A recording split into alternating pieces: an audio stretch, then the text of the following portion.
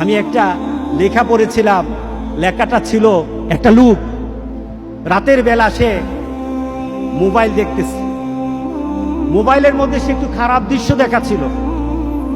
এমন সময় মেয়ে গিয়ে ঘরে ঢুকলো, মেয়ে ঘরে ঢুকে দেখলো বাবা তার মোবাইলের মধ্যে খারাপ দৃশ্য দেখে। আছে কিনা এমন ছেলেরা, এমন আছে কিনা বলেন? এগুলির কারণেই তো জানা, এগুলির কারণেই তো জানা।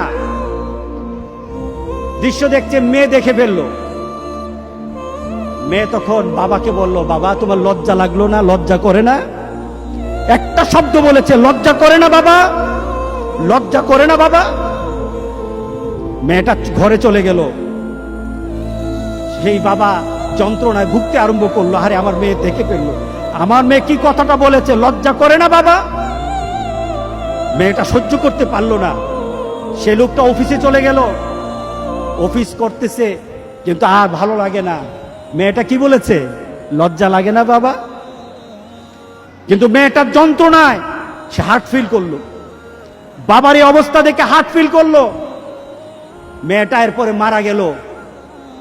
বাবা যখন বাড়িতে ফিরে আসলো, মেয়েটা বাবার মাথাটা নোয়া, লজ্জিত একটা মুখ। এখনই আমার মেয়ের সাথে দেখা হলে আমার কানে বাজতেছে, আমার মেয়ে আমাকে বলেছে লজ্জা লাগে না বাবা। আমি কিভাবে আমার মেয়ের সামনে যাব, আমি কিভাবে আমার মেয়ের সামনে যাব? এই চিন্তা যখন করতেছে, এমন সময় দরজা খোলার সাথে সাথে একটা চিৎকার শুনলো।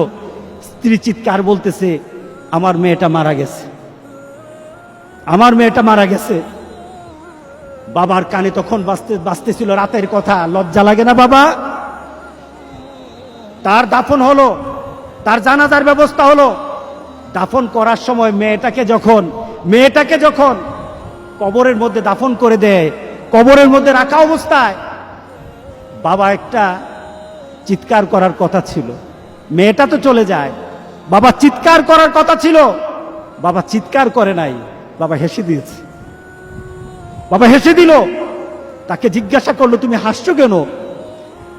আমার মেয়েটা চলে গেছে, আমার কলিজার টুকরাটা চলে গেছে, কিন্তু আমার জীবনের মধ্যে একটা আঘাত দিয়ে পরিবর্তন করে গেছে। যেই নীতিতে আমি আমার চরিত্রকে নষ্ট করছি, আমার ঈমানকে নষ্ট করে দিতেছি, আমার মেয়েটা হারিয়ে ফেলেছি, কিন্তু আমি আমার আখিরাতকে বুঝে ফেলেছি, আমি আমার আখিরাতকে বুঝে ফেলেছি। আজকে সমাজের যারা প্রিভেন্টিভ করছেন না, আপনি চিন্তা করছেন আপনার মেয়েটা কিন্তু একদিন আপনার জন্য বিপদ হয়ে যাবে, আপনার জন্য বিপদ হয়ে যাবে। এই মেয়েটা যদি চরিত্রবান হয়, তাহলে আপনার জন্য এটা কাল হাসুরের দিন আপনার জন্য অনেক কিছু পাওয়া হবে। আর এই মেয়েটা যদি চরিত্রহীন হয়, তাহলে মনে রেখে দিয়েন, আপনার মেয়ে কিন্তু আপনাকে ছাড়বে না, আপনার মেয়ে আপনাকে ছাড়বে না।